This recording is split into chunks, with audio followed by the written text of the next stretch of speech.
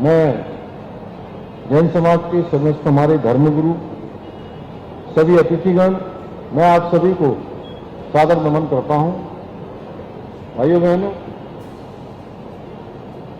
कुछ माह पूर्व मुझे भगवान महावीर स्वामी जन्म कल्याणक के अवसर पर जैन मंदिर मुक्तेश्वर जाना था, लेकिन किन्हीं अपरिहार्य कारणों से मैं वहां नहीं जा सका।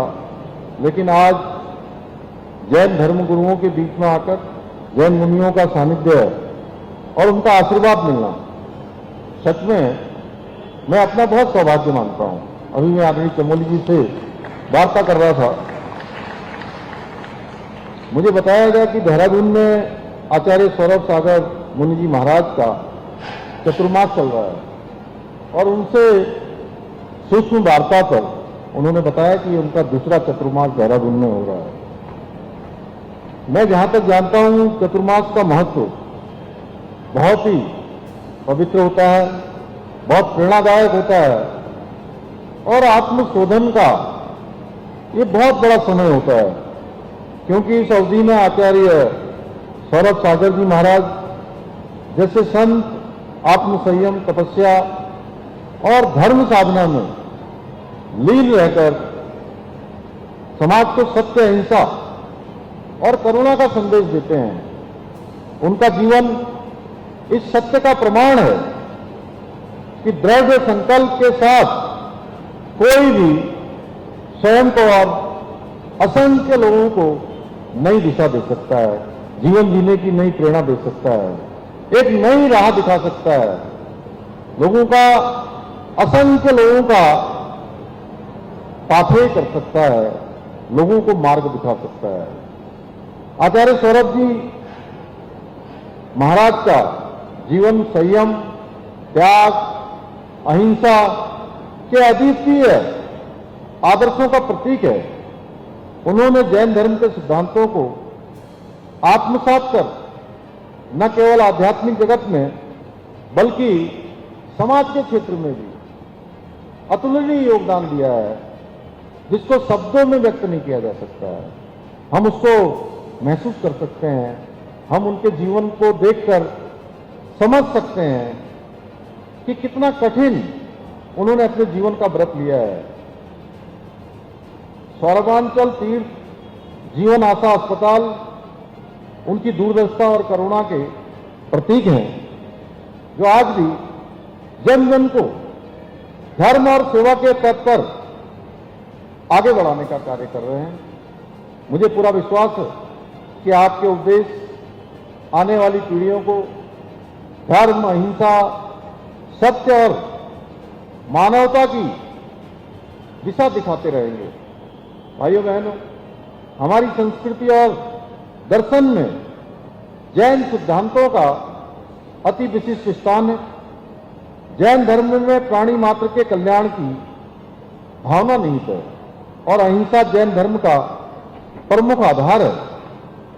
जैन धर्म ने पूरी दुनिया को सिखलाया कि अहिंसा वीरों का धर्म है, अहिंसक आचरण वीरों का कर्म है, अहिंसा मूलक चिंतन वीरों के जीवन का मर्म है।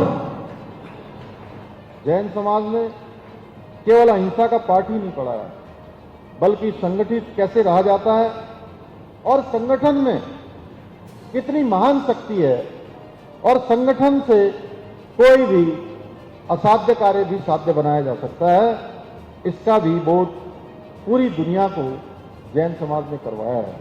भाइयों बहनों, हमारे राज्य का समग्र विकास सुनिश्चित करने के साथ ही हम प्रदेश के हित में कई कठोर और ऐतिहासिक निर्णय भी हमने लिए हैं।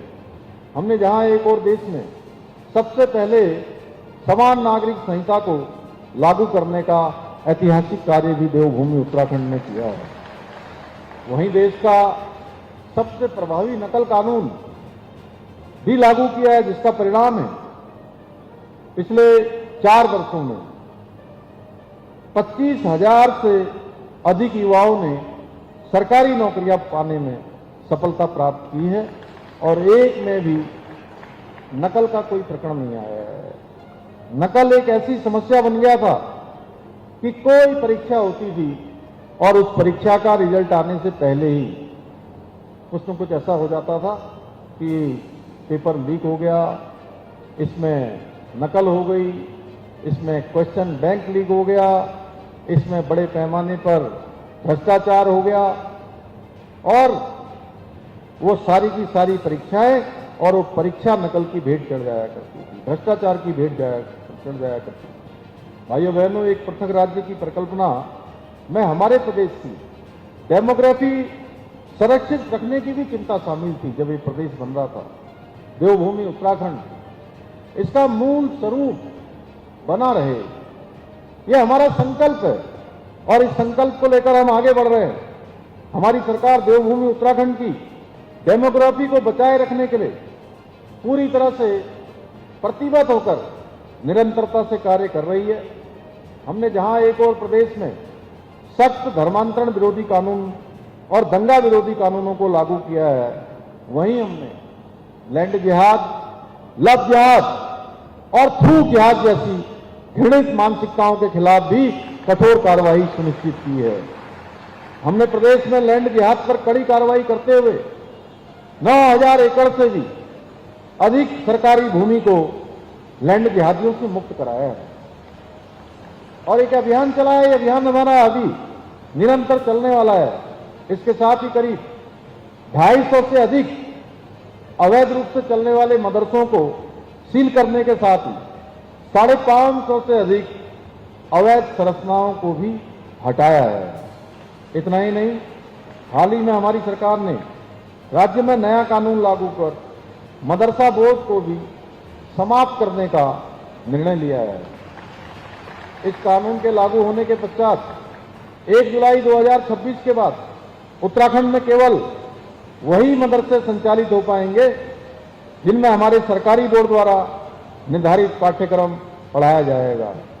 इतना ही नहीं, अभी जिसके बारे में मेरे से पहले बोलने वाले वक्ताओं ने बताया कि हम अल्पसंख्यक शिक्षा का जो प्राधिकरण बनाने जा रहे हैं, उस प्राधिकरण के अंतर्गत और जो हम अभी शिक्षा का अल्पसंख्यक शिक्षा का सुधार का विधेयक लेकर आए हैं, पहले अल्पसंख्यक शिक्षा में मिलने वाला अनुदान केवल एक समुदाय को मिलता था। भाइयों, हमने अब उसमें, मुझे यहां बताते हुए खुशी हो रही है कि हमने उसमें जैन समाज को भी रखा है, सिख समाज को भी रखा है, फारसी समाज को भी रखा है, बौद्ध को भी रखा है और ईसाइयों को भी रखा है।